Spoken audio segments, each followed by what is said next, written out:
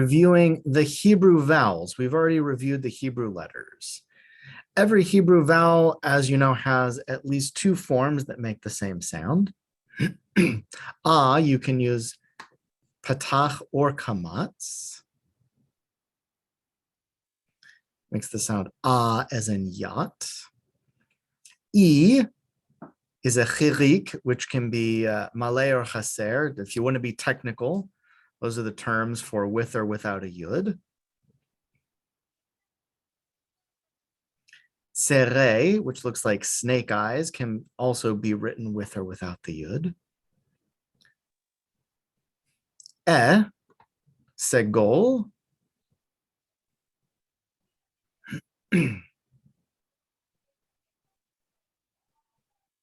Like eggs in a nest.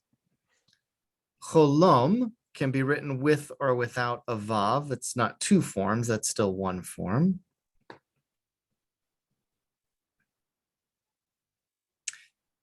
When there's a vav that's a vowel, just remember over the top or through the middle for cholom and sharuk.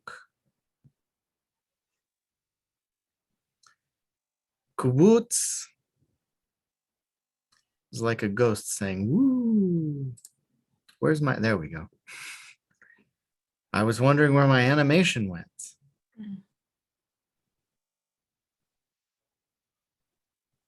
Now let's combine letters and vowels. Ba, sha, ki. Sorry, be. I had a window covering that up. Be, sha, ki. Don't forget about our final letters. These 5 letters have a final form, except for the mem, which looks like a square microchip. I think I'm going to go with microchip, as much as good as manwich was. We're going to go microchip is a square, and the mem is a square like a microchip. Other than the final mem, all of the rest are like if you just grab that bottom part and yanked it down really hard, the tzadi gets straightened out the most. It goes from being really crooked to totally straight. The pei or the fei gets yanked down, the nun, and the final chaf. Excuse me. The shava is a half vowel. It has a small sound or totally silent. It can be either depending on the context. When it has a sound, it's like the or like in the word stupefy. Just a little half a vowel. The rules for the shava, those are supposed to appear one at a time. Number one, it always has a sound at the beginning of a word. Shava on the first letter always has a small sound. It's always silent at the end of a word. Shava at the end of the word never has a sound. If there's 2 in a row, that's another easy case. The first one is silent and the second one has a sound. You might say if any computer engineers would say, what if it happens at the beginning, but also there's 2 in a row? Doesn't happen. It doesn't happen in Hebrew. You can't have 2 shvas at the beginning of a word. So whenever there are 2 shvas, the first one is silent, the second one has a sound. And most of the rest of the time, if it's in the middle of a word, usually, most of the time, it's silent.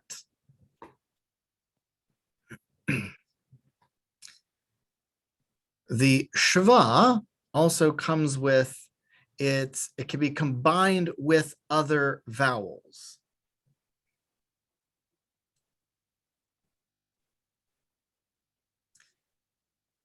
If you take a silent letter plus an ah sound, you would expect it to be ah, but the chataf kamatz, the shava with the kamatz, is pronounced o. All of the other chatafs, It's what you call a chataf. That's the combination of a shva and another letter. All the other chatafs have their same usual sound. So so patach is still as in yat. Ad.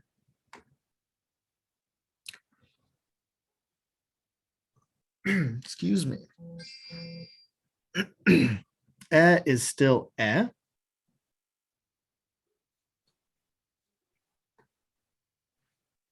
like ed.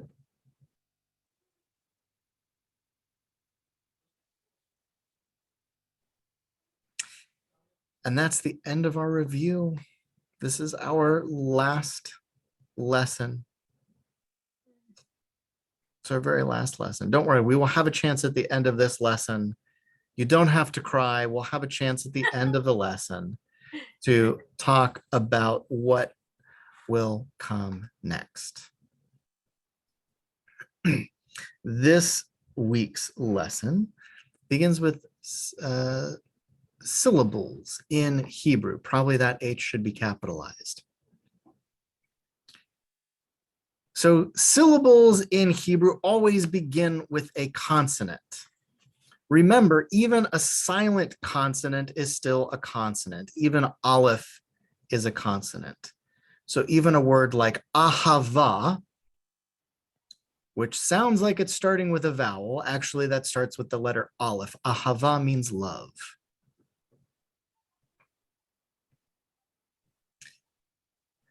Which means a syllable can either be a consonant plus a vowel, that's what's known as an open syllable, or it can be a consonant plus a vowel plus a consonant and no vowel, which is a closed syllable.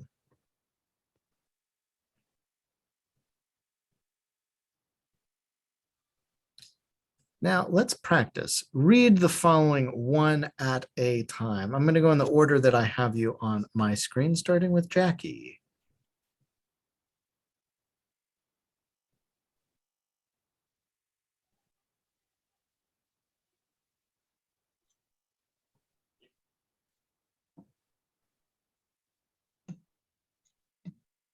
Okay.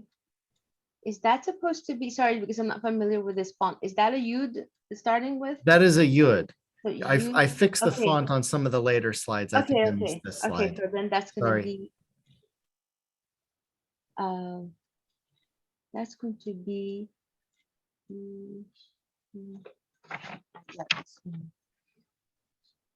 and that's a resh, right? It's a resh. It's round on the right, Okay. even in a different font. Okay, and this is If I were really clever, I would say I put a different font here just to show you how the letters are still recognizable in a different font. Okay. I'm not that clever. I just forgot to change the font from the default. And that's not the shin, but the other one, the S, because it has, okay, so it's going to be because a sin is never right. Yes, yish, yishir, yishira. Oh, yishrael.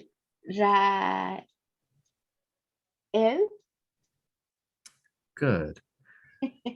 Now you correctly identified this as a sin, but you didn't read it as a sin. And then I didn't do it. Yes, Yisrael. Yes. So notice we have a closed syllable, yis. Yes. That's a consonant plus a vowel plus a consonant and no vowel. Shava, when it's silent, is not a vowel. Ra is a syllable all by itself. That's an open syllable. And el, that's a consonant. There's that aleph. Don't let it fool you into thinking it's not a consonant. It is. Plus a vowel, plus a consonant. In ancient times, the letter aleph was not silent. It had a small guttural sound. It's the sound in the middle of uh-oh. When you say uh-oh, the guttural stop before you between and o. Otherwise, it would be oh, uh-oh. The other example I've seen is if you're from England and you what do you put on your toast? Butter. The T in butter. That's the sound of the aleph in ancient times. In modern times, it's silent in every dialect I'm familiar with. But that's how aleph is a consonant, even when it doesn't always seem like it should be. All right, and Ingrid, try the second one.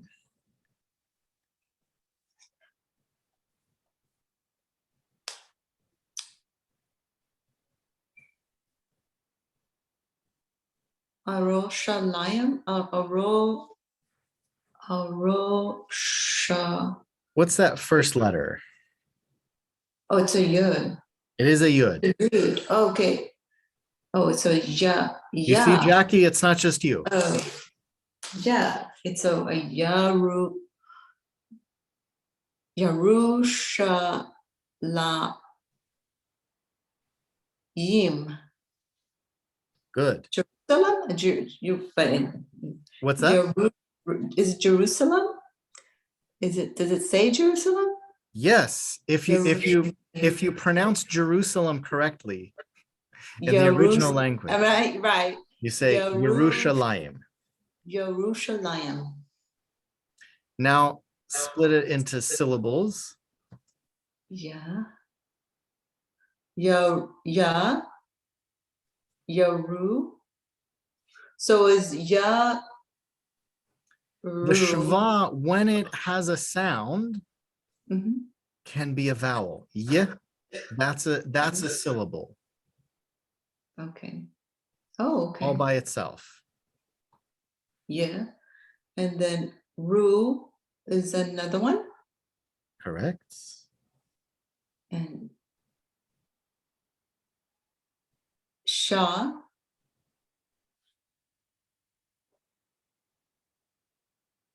And la. And then im. Yim. Is that correct? That's correct. That's perfect. Yeah. Ru, sha, la, yim. So here you have Ingrid, a challenge question. Which ones are open or closed syllables? I'm looking at my notes. Consonant and a vowel is open. You can think, how does it end? Does it leave with a ah or eh or ooh, or does it cut off? Is it closed? Oh, I see. So it's opened if it has a vowel at the end and closed if it ends with a consonant? Exactly. Sound. Okay. So open would be the first one. Ya, and then ru, sha, la, and the last one is closed. Is that correct? Im.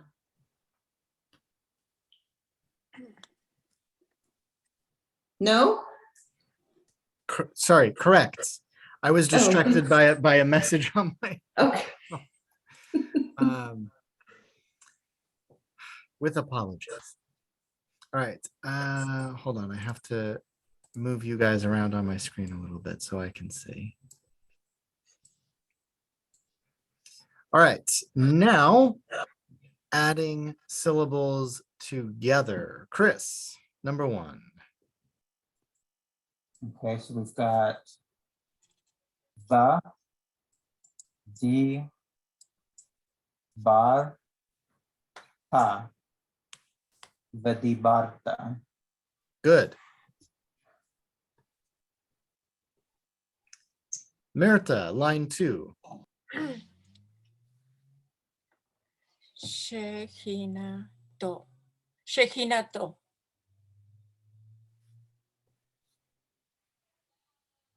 Excellent. And Jackie, you get to go twice. Ba a ba ba ana ba ana nu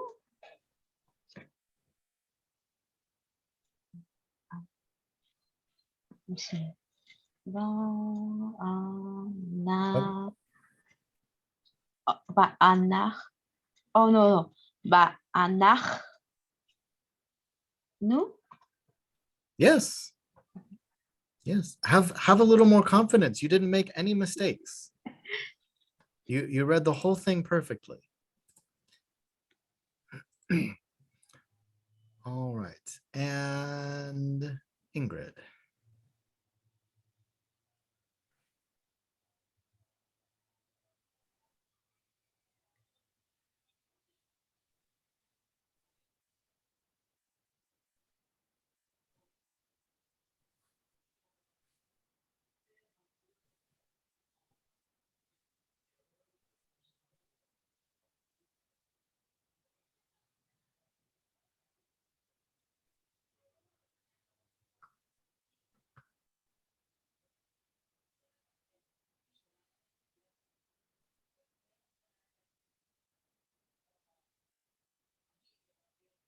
I think I'm not sure what's going on there. You're muted. Apologize. There we go. Okay. Le had leak. Perfect. Here you have 3 letters in one syllable. It's still because what is the yud here? The yud is a vowel. So that can happen. If there's a yud, if there's a vav, in some other rare cases, you have 3 letters in one syllable. By the way, you can also have 2 letters in one syllable that's an open syllable. And I'll show you an example of that in a little bit. But first, Chris, go ahead and read this next one. Okay. That Mish pa hot. Mishpachot. Excellent. What? Mish pe chot.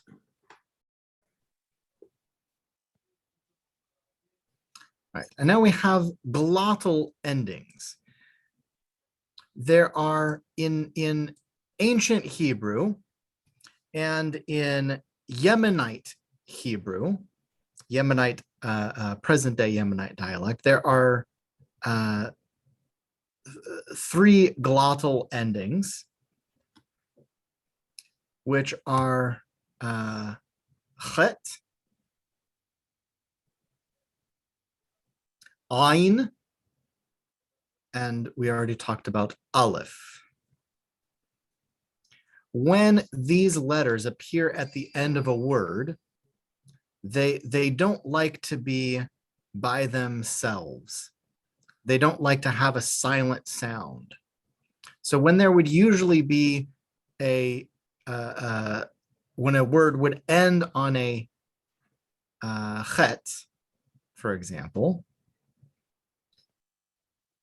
it gets a little ah, but the order switches.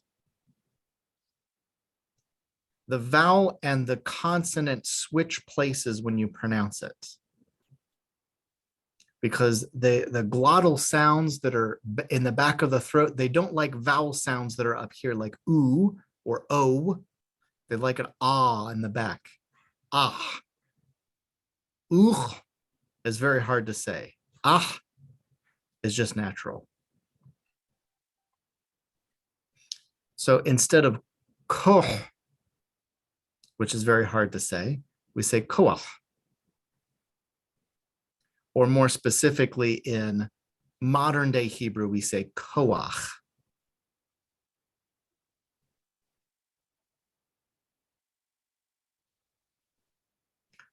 which means strength. So instead of koha, it's gonna be, so it switches and it's koach then? Exactly. It also, by the way, you also see this still in Hebrew. You don't see it with aleph, but you do still see it with ayin. The only thing is ayin is silent in modern Hebrew, so you don't notice a difference. But technically, a word that ends with an ayin, you would see the same thing. So sometimes you'll see, I'm trying to think of an example of a word that ends with an ayin. Well, if I come up with one, I'll let you know. But in modern day Hebrew, you only need to worry about the chet. I call this the glottal endings rule because you're all a little bit interested in linguistics. For another class, I would just call it the chet rule because it really only applies to the letter chet. Koach, ruach. Luach. Ruach means ruach is like spirit or yeah, spirit. That's the best. Ruach could also be wind or spirit. Luach is a table or a calendar.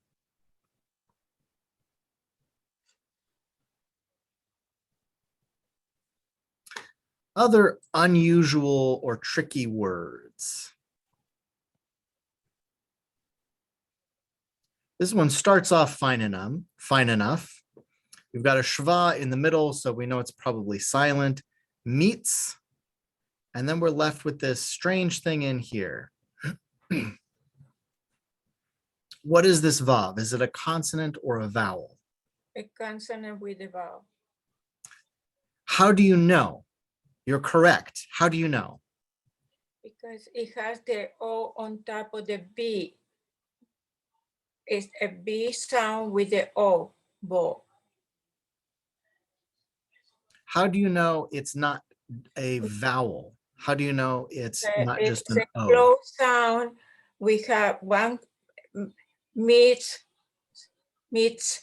the TS with the shava is a open sound, and then the V with the O is a closed sound.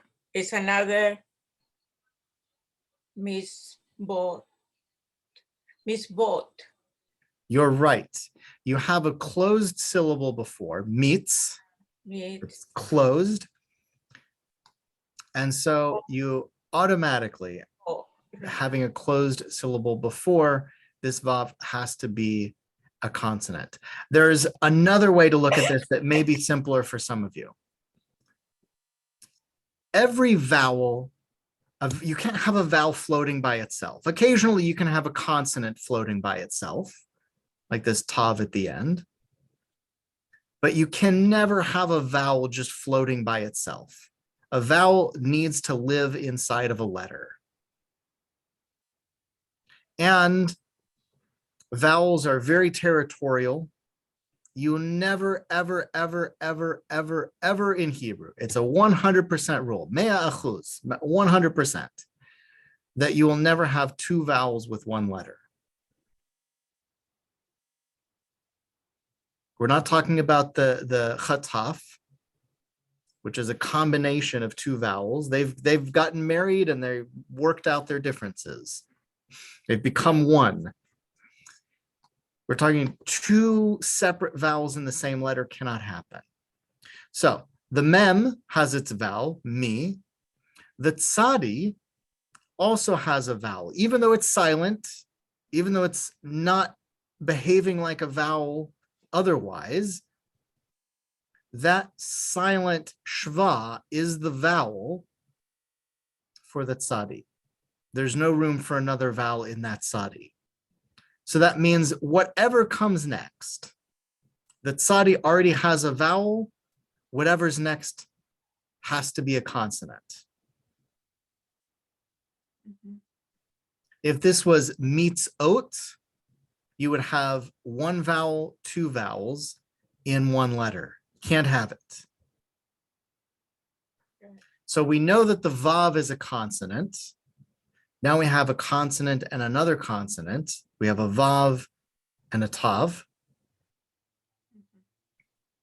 which means that this can only be an O, a cholom, above the vav. Some fonts where it's printed will move this dot so that it's slightly to the side instead of directly over the vav.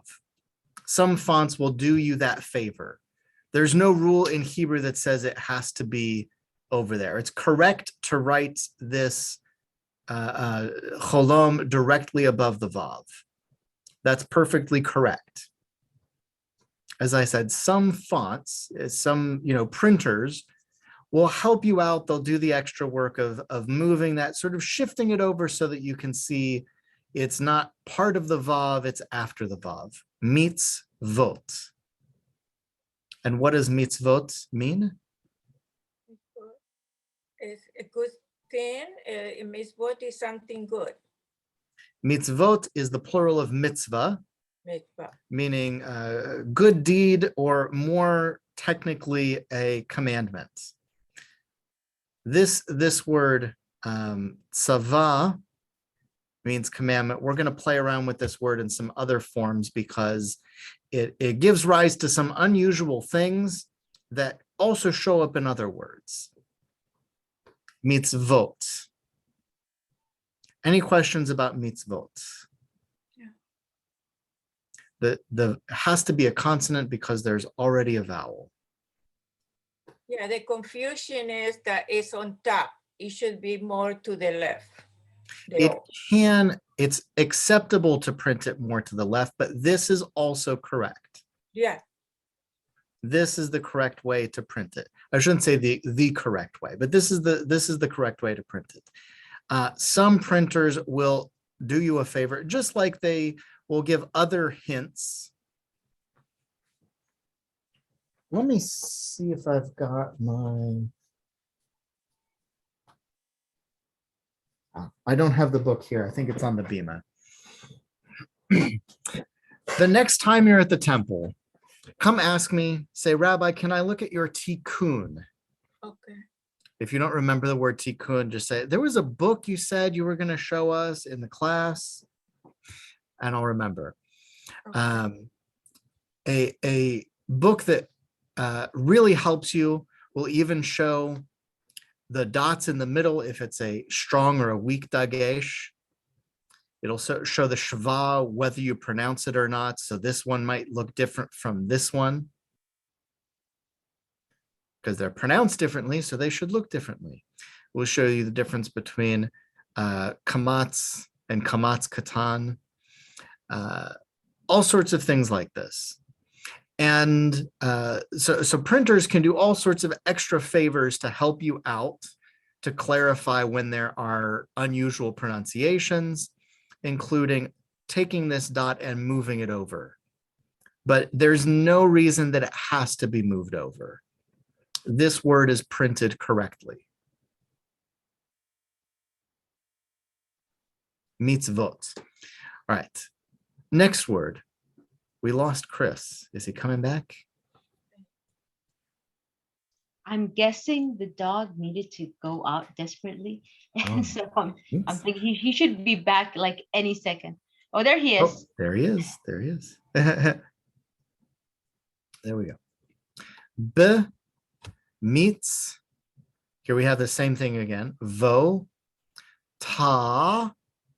What is going on here? We've got 1, 2, 3 consonants. It's another E.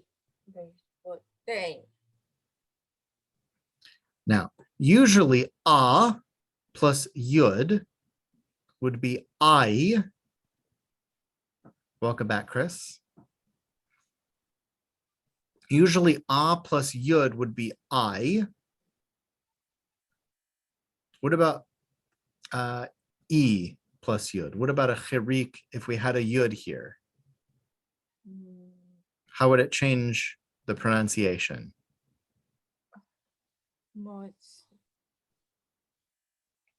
Imagine there was an extra yud between the mem and the tzadi. How would that change the pronunciation? You cannot have two vowels. Wouldn't The change O- it, not with the Harik. It would not change the pronunciation, correct. If you have a chirik, if you had a yud after it, that's the yud is just part of the vowel. It does not change the pronunciation. Same thing with the tsere. You can have a yud after a kamatz or a patach, and it usually is pronounced I. You can have mitzvotai, but when you add the vav, something weird happens. The yud disappears and it becomes b'mitzvotav. You don't pronounce the yud at all. You can have tai. You can go to Israel and you can order a mai tai, but you can't have. Thanks for coming along with me on that one. But you cannot have. But when you add the yud, it becomes when you add a vav, rather, the yud disappears. It becomes b'mitzvotav. Another example is achshav, which means now, and it's spelled the same way.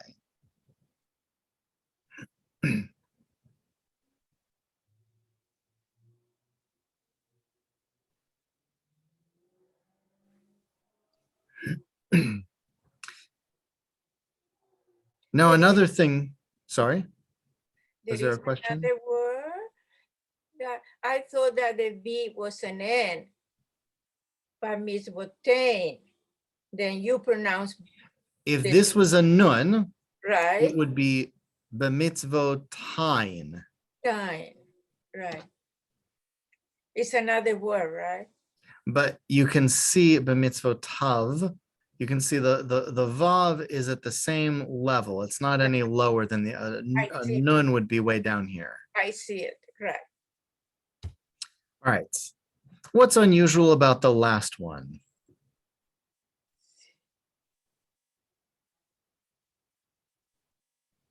It has two vowels with in the V. We got too many vowels going on here. Hmm. There's no V.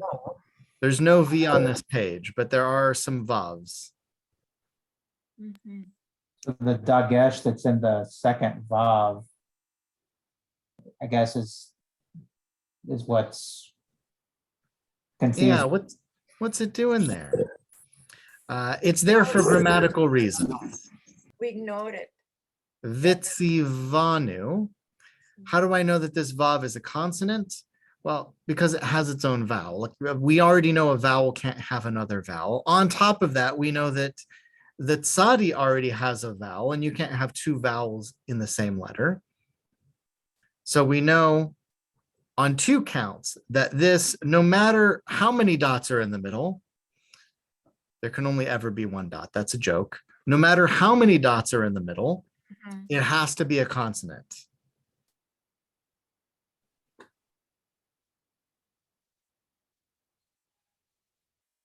All right, let's practice some longer words, even longer words in Hebrew. Now, a note about the pronunciation.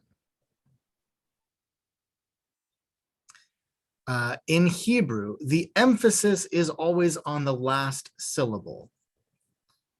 Is there anybody who does not know what I mean by emphasis?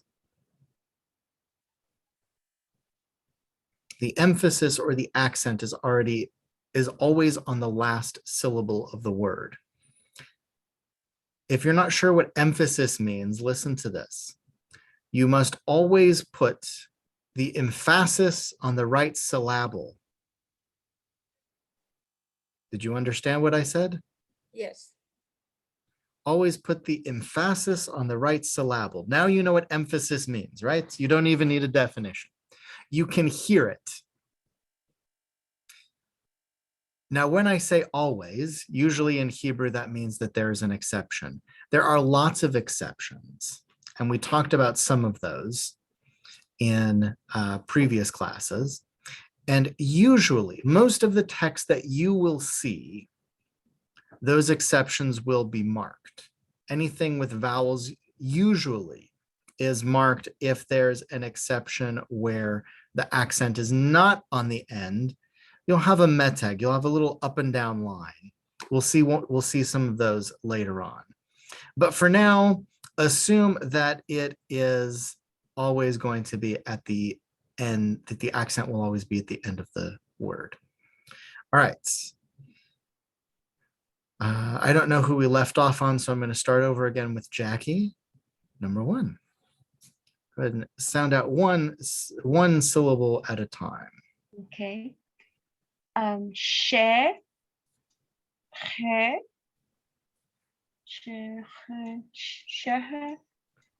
she, yeah. She, he. Ooh. Shehe, shehe, he. Shehe. So let me pause and back up a step. What we're doing here is each step of this equation, which continues on to this line, this is the word we're building up to. Okay. But we're doing it just one syllable at a time. This word right here, if you saw it on a page, might be intimidating to you. Okay. To any Hebrew beginner, this word or this word or this word might be intimidating because they're long and there's some complicated or weird things happening in the middle. But if you break it up one syllable at a time, it becomes a lot easier. So when you're separating it out, yeah. read exactly what's here. Why don't I do the first one and No, I'll do it. I'll do it. okay, you Jackie said I've already put the effort in to start it. Don't take that work away from me. That's fair. That is fair. You did the work. I'm gonna let you finish. Go ahead. Okay, so it's she, he, and then again she, he, and then she, ya, and then in the next line, the bottom she, ya again, and then plus nu, and then shehecheyanu.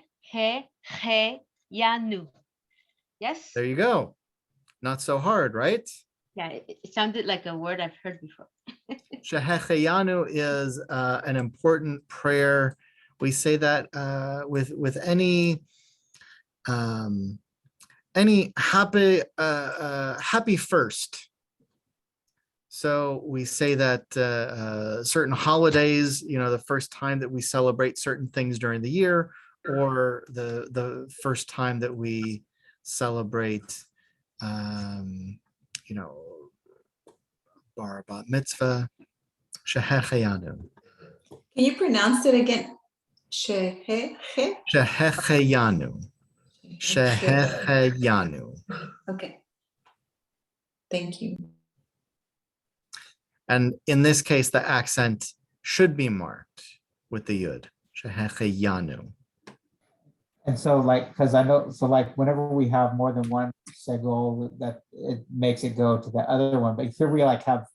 No, there's something else that's happening in this word. When you when actually all three of these, as I look at them,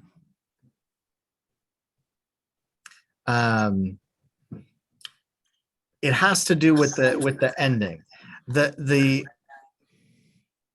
segolit, when you have two segols, that's one rule. That's not the only time, but that's the easiest time to recognize. When you see it's very clear. You don't need to know any special grammar rules. You automatically know. This is a different reason. And there are, I don't know how many different grammatical reasons, but there are many grammatical reasons why the accent might move. Good question. All right. Ingrid, number 2.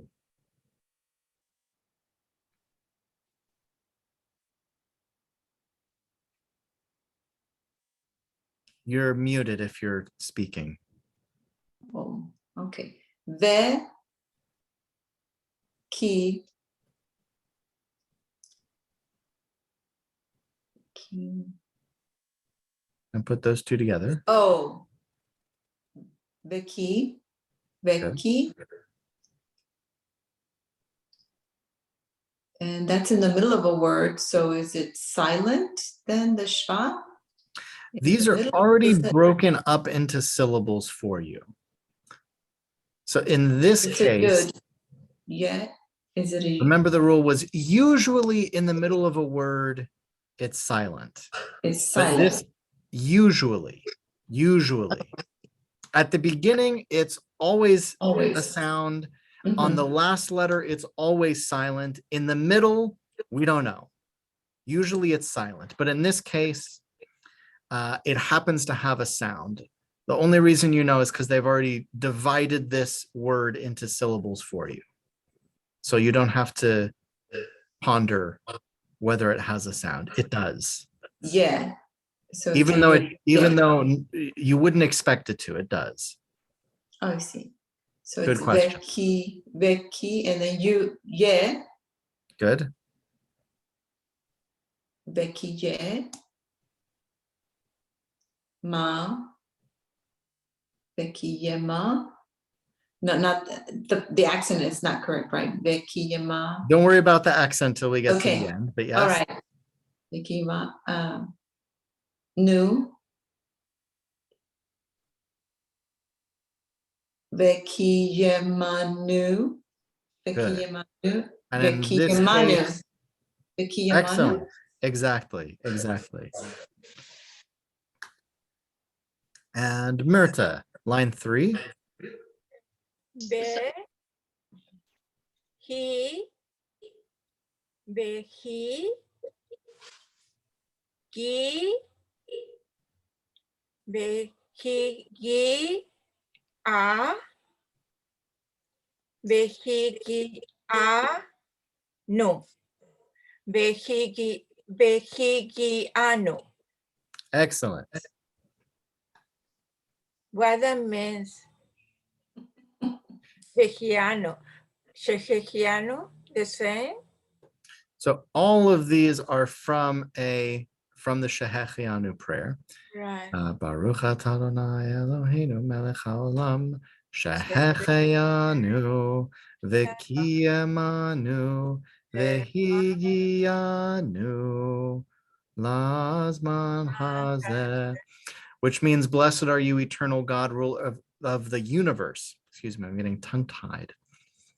Ruler of the universe, who has given us life. You see the word chai in the middle there. You know the word chai, life. You might even have a necklace that says that. Shehecheyanu, Vikiyamanu, who has sustained us.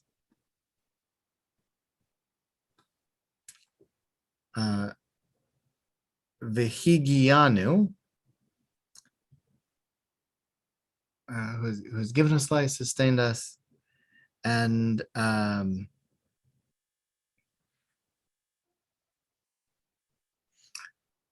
embarrassed. I'm drawing a blank. Vikiyamanu. All right, let's keep going. I'll tell you what the translation is. Chris, number 4. Okay. Sorry, I have a question before Chris starts reading. Yes. Okay, so on number 3, I could see the ya because there's the yud, and after the yud there was an ayin with an a, so I could see where the ya came from. But on number 2, where you have the yud, how did that become a ye? Yeah. Okay. It's a little bit backwards. So this one, there are some things in the book that they don't cover. There are, Hebrew grammar, you could study your whole life because there are so many exceptions to just about every rule. So sometimes it's simpler to say, usually in the middle of a word, the shava is silent. In this case, it has to do with the fact that this dot inside the yud is a dagesh. What is it? Dagesh chazak. I think it's called a dagesh chazak, if I recall my grammar lessons from a decade ago. Mhm. um, it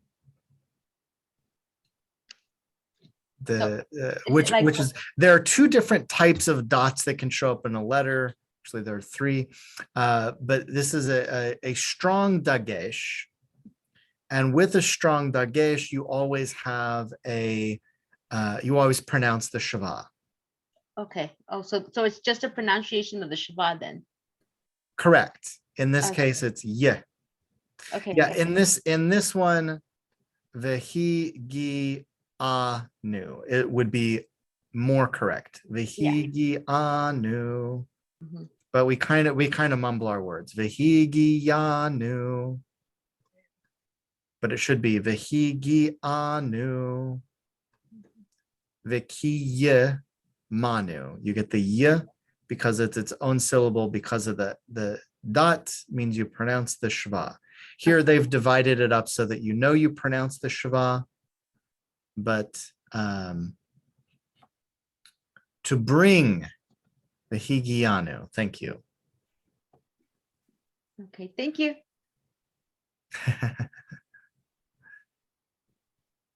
You're welcome. And thank you. Oh, that was just to me. Chris, Chris Googled it. Thank you. That was very considerate for saving me the embarrassment. He sent me a direct message. I thought everyone could see it. The Higiyanu is and brought us. And what? Brought us. Who has given us life, who has sustained us, and who has brought us. Yeah.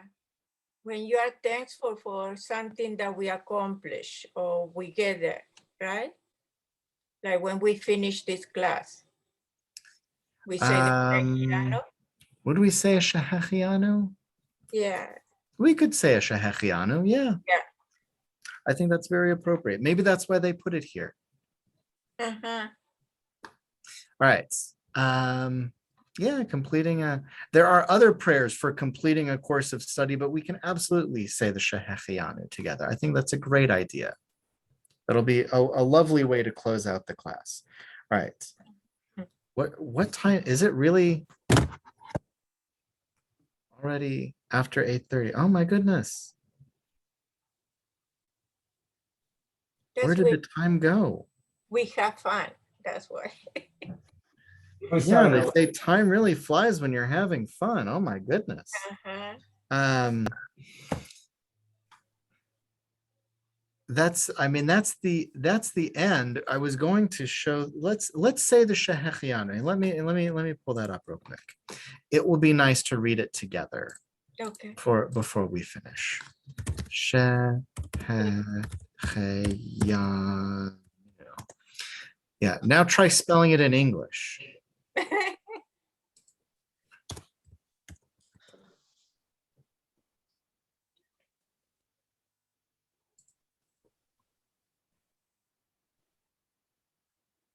Oh, that's a terrible font.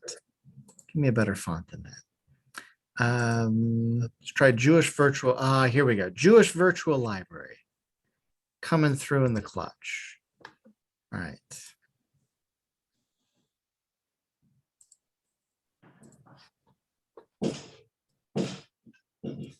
This is an interesting website. Mhm. Okay, hold on. Let me get it all on the screen. And then we can read. No, I want this side of the screen. It's not letting me make it the shape that I want to. All right, can everybody read this? Mhm. I don't know. Yes. Yes. Yes. Maybe I can make it. Can I make it bigger? I can make it a little bigger. There we go. All right. Then let's read this together, which is Here we go. The Shehecheyanu blessing was introduced to encourage Jews to offer thanks for new and unusual experiences, typically recited at the beginning of holidays and to celebrate special occasions. This is a special occasion, so let's say this blessing together. Let me give you the translation one more time, just so that you feel comfortable saying the blessing. Since it is a blessing, it has religious significance. You're certainly allowed, anyone is permitted to say it, assuming that you feel comfortable doing so. But the translation is, blessed are you, Adonai, sometimes translated Lord, our God, sovereign of all, who has kept us alive, sustained us, and brought us to this season.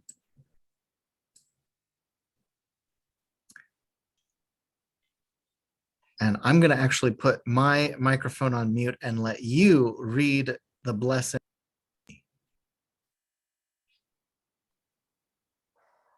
My dog is barking. Can you hear it? Should I mute it? You're okay. Dogs barking in the Okay. background. Okay. Come what may, everybody unmute. You're going to be out of sync because of the way Zoom works. But Yes. as close as you can say it together. Okay. I'm just gonna move my Count cursor off. along. You right. read it together. Okay. Now, Baruch Baruch atah Adonai Adonai Eloheinu melech Haolam, haolam Shehecheyanu, Shehecheyanu Beki Imanu, No. Beki Imanu las man Haset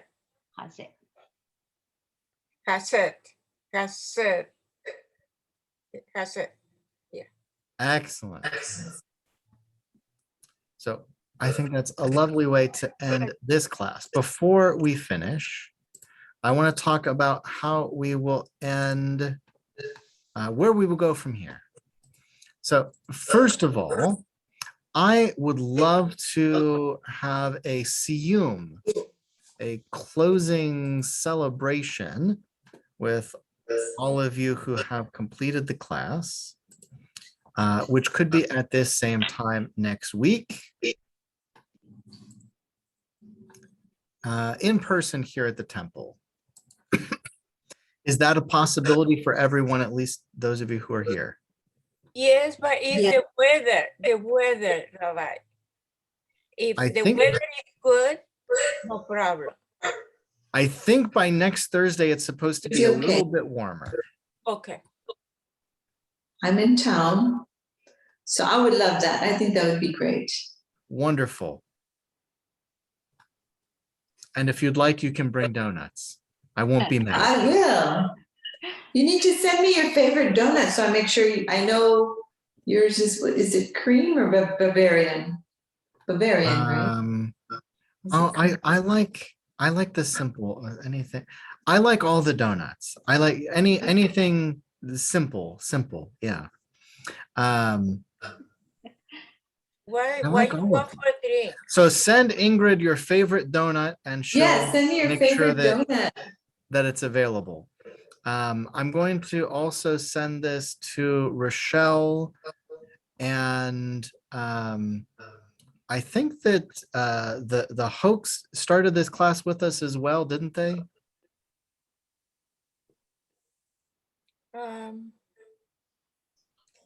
I think there are a couple of other people who've participated in the class who may want to be there for the celebration. Well, So make I sure will your baby be there? No. Will you bring your I baby? don't think Joshua? so. No. I don't think so. Oh, he's too little. Well, my daughter's having a boy, God willing, Oh, wow. the boy. Mazel tov. Congratulations. Thank you. Mazel tov. I forgot to ask after the Yes. the big reveal last week. The big reveal, it was a I boy. completely forgot to ask. They both So they thought cut the it was cake and it girl. was blue. Is that what they did? Yes, it was so cute, so cute. That's wonderful, wonderful, wonderful. All right. So At what Next time, week. Rabbi? At what next time? week, a siyum. At the siyum, we will, in addition to just having a nice relaxed time and enjoying being together and celebrating, learning how to read Hebrew, which is very, very well done, all of you. We will also talk about what classes you might like to see next. Here are some possibilities. This is not an exhaustive list. Number one, we could learn trope. If you're interested in chanting Hebrew, you can learn how to chant any Hebrew that's put in front of you by understanding the trope marks.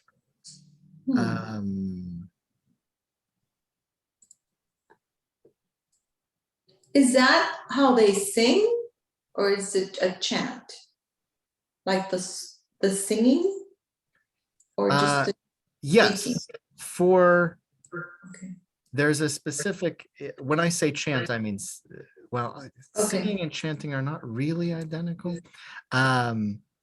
So for example, if we chant Ve'ahavta et Adonai Elohecha b'chol levavcha u'b'chol nafshecha u'b'chol meodecha, Okay, that is trope. Oh, I see. I There didn't are know. other parts of the service that are not trope. So if you're ever interested in just having that as a skill, if you're ever interested in reading the Torah, learning the trope is a great way to do it.